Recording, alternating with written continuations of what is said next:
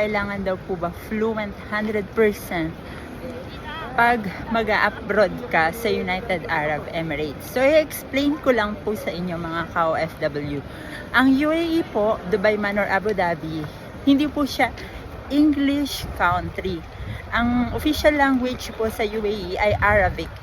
So, kung tinatanong nyo po na kailangan po ba 100% fluent ka talaga, pati yung mga grammar mo perfect, ay hindi po yun ang basihan.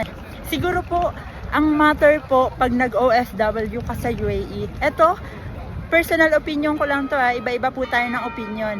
Ang skills, yung magagawa nyo ng maayos yung trabaho nyo, hindi po kayo malilate sa work, yung lagi